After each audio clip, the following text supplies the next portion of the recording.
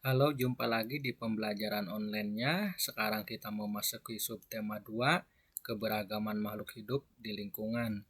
Tema 3, peduli terhadap makhluk hidup. Dan kita mulai dengan pembelajaran pertama.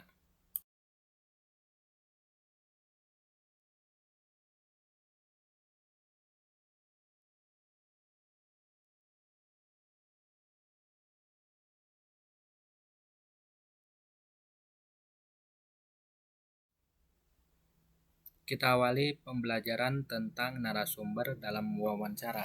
Narasumber bertugas memberikan informasi yang dibutuhkan pewawancara dengan menjawab pertanyaan. Sebelum melakukan wawancara, kita harus menentukan narasumber yang tepat. Narasumber yang akan kita wawancarai sebaiknya memenuhi syarat berikut. Yang pertama, memiliki pengetahuan di bidang tertentu yang berkaitan dengan topik wawancara.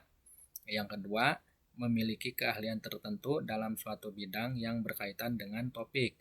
Dan yang ketiga, mengalami atau terlibat dalam peristiwa yang berkaitan dengan topik. Narasumber merupakan orang yang berperan penting dalam wawancara. Oleh karena itu, narasumber sebaiknya diperlakukan dengan baik oleh pewawancara, baik sebelum, sesaat, maupun setelah wawancara.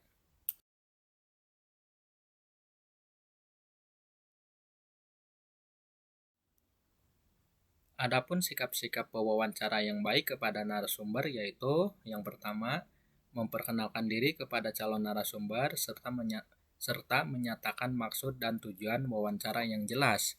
Yang kedua, meminta kesediaan seseorang untuk menjadi narasumber menggunakan bahasa yang santun. Yang ketiga, menepati janji wawancara dengan narasumber pada waktu dan tempat yang telah disepakati.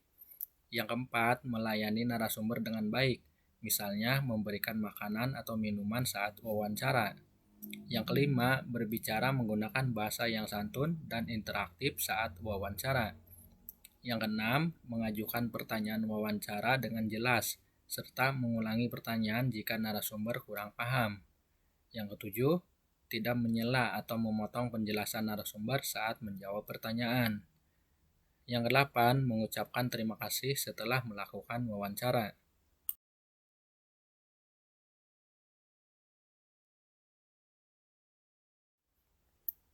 Nah, sekarang ayo berlatih menjawab beberapa pertanyaan berikut sebagai tugas yang pertama dalam pembelajaran kali ini.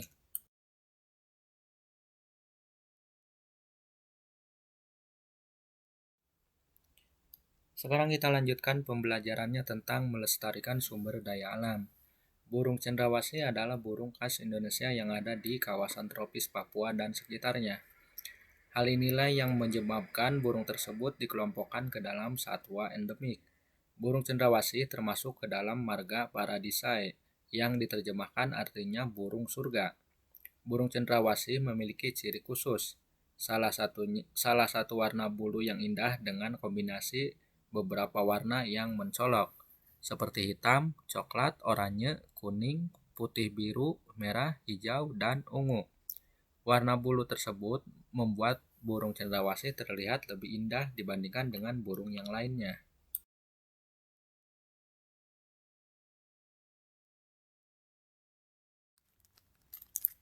Burung cendrawasih saat ini termasuk hewan langka sehingga harus dilindungi.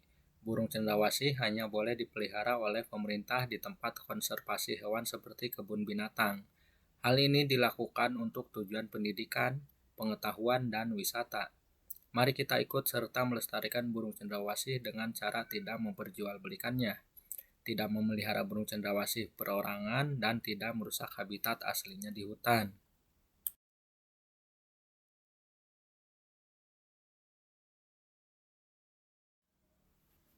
Sekarang ayo berlatih menjawab pertanyaan berikut sebagai tugas yang kedua dalam pembelajaran kali ini. Yang pertama, burung pada gambar di samping berasal dari mana? Yang kedua, tuliskan ciri-ciri khusus burung cendrawasih. Dan yang ketiga, bagaimana cara melestarikan burung cendrawasih?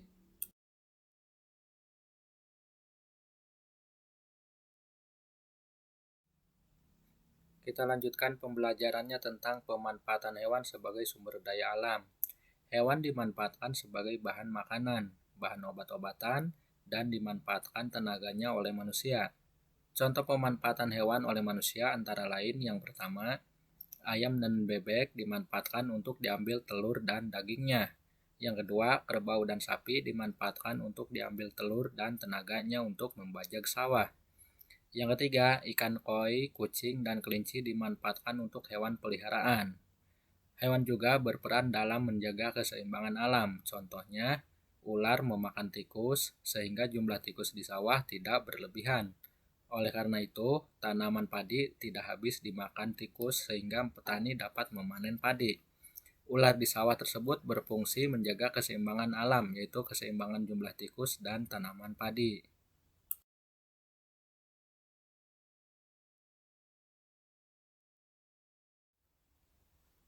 Kemudian, apa akibatnya jika keseimbangan alam tidak terjaga? Sebagai contoh, apa yang akan terjadi jika ular sawah musnah atau hilang dari sawah? Tikus sebagai hama padi tidak ada pemangsanya lagi. Jumlah tikus akan semakin banyak. Akibatnya, tanaman padi akan habis dimakan tikus. Petani tidak dapat memanen padi. Keseimbangan alam harus kita jaga agar tidak menimbulkan masalah bagi manusia dan lingkungan.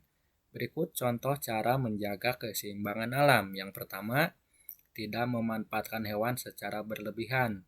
Pemanfaatan yang berlebihan akan menyebabkan hewan tersebut akan menjadi langka atau bahkan punah. Yang kedua, menjaga habitat atau tempat hidup hewan, misalnya tidak merusak tumbuhan di hutan. Dan yang ketiga, tidak membeli barang yang berasal dari bagian tubuh hewan langka.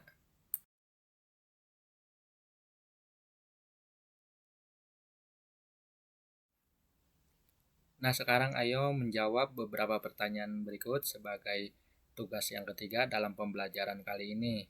Demikian pembelajaran kali ini. Bapak harap kalian tetap semangat dalam belajarnya dan sampai jumpa.